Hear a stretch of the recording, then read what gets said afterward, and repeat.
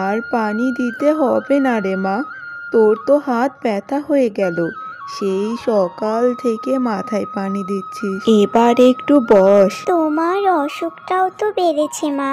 আমাকে নিয়ে এত চিন্তা করিস না তুই মা, আমি ঠিক সুস্থ হয়ে যাব।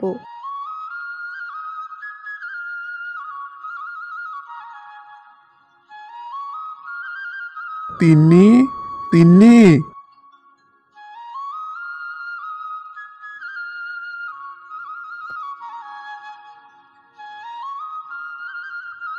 বাবা, তুমি এসেছো?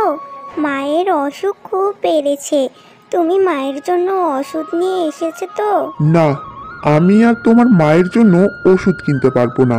ওষুধ কিনতে কিনতে আমি ফকির হয়ে গেলাম। আর কত, হ্যাঁ, আর কত? তোমার মা এখন ভূতের বোঝার মতো আমার ঘাড়ে চেপে আছে। এই ভূত থেকে আমি কবে মুক্তি পাবো? এমন কথা শুনে মিনতি অসুস্থ অবস্থাতেই বাইরে বেরিয়ে আসে।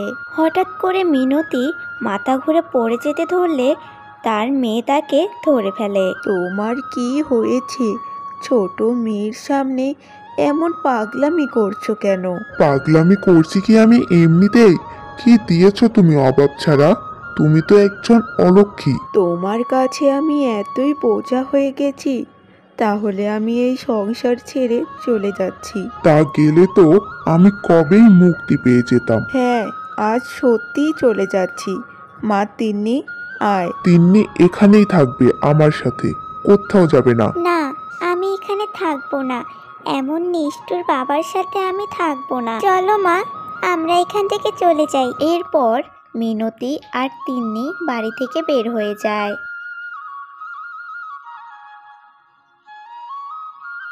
তারা কিছুক্ষণ চলার পর তাদের গ্রাম পার করে ফেলল। তিন্নির মা যেন রাগে ক্ষোভে অসুখটা এক প্রকার চাপাই দিয়ে ফেলেছিল।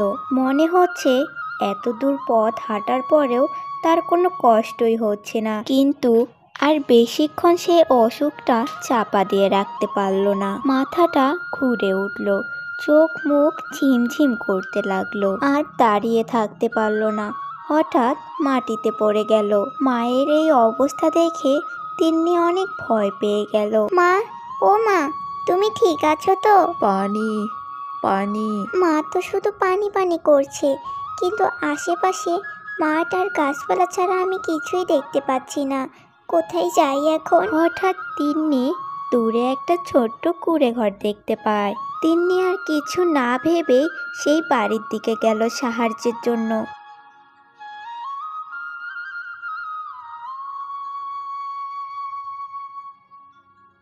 বুড়িমা, বুড়িমা, একটু পানি হবে? পানি। কেন? কি হয়েছে? আমার মা ওখানে অজ্ঞান হয়ে পড়ে আছে আর শুধু পানি পানি বলছে। এ কথা শুনে বুড়ি তাড়াতাড়ি উঠে পড়ল আর তিন্নির সাথে গিয়ে তার মাকে নিজের বাড়িতে নিয়ে আসলো।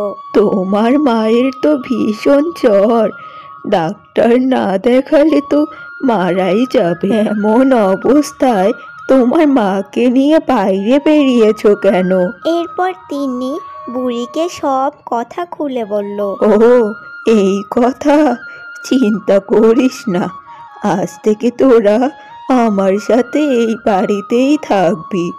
আমারও যে কেউ নেই, আমি একাই থাকি।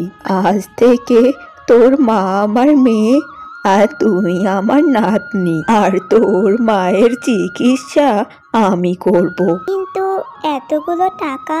আমি ভিক্ষা করি তাতে কি, আমার তো কিছু জমানো টাকা আছে, আমি সেই টাকা দিয়েই আমার মেয়ের চিকিৎসা করাবো। তোদের মতো মেয়ে আর নাতনি পেয়েছি, আমি তাতেই খুশি। আর টাকা পয়সা এইসব দিয়ে কি হবে?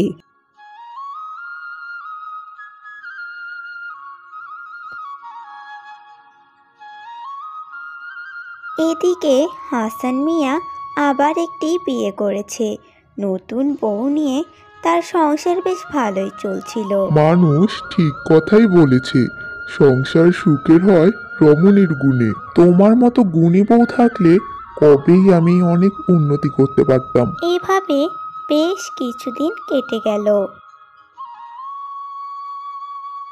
মিনতিও এখন একদম সুস্থ হয়ে গিয়েছে আর সে এখন ওই গ্রামের জমিদার বাড়িতে কাজ করে। একদিন রাতে মিনতি কাজ শেষ করে বাড়িতে ফিরছিল। আজ অনেক রাত হয়ে গেল, একটু তাড়াতাড়ি পা চালাই। আমার মেয়েটা বাড়িতে একা একা যে কি করছে কে জানে।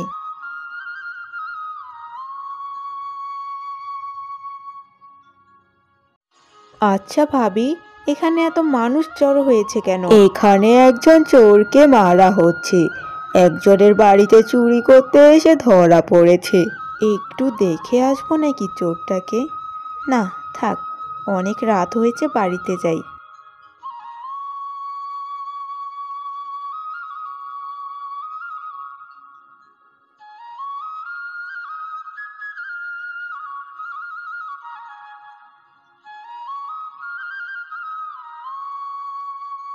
ইনি কে মা? কাকে নিয়ে এসেছো? একে চোর সন্দেহে সবাই মারছিল, তাই আমি একে নিয়ে আসলাম।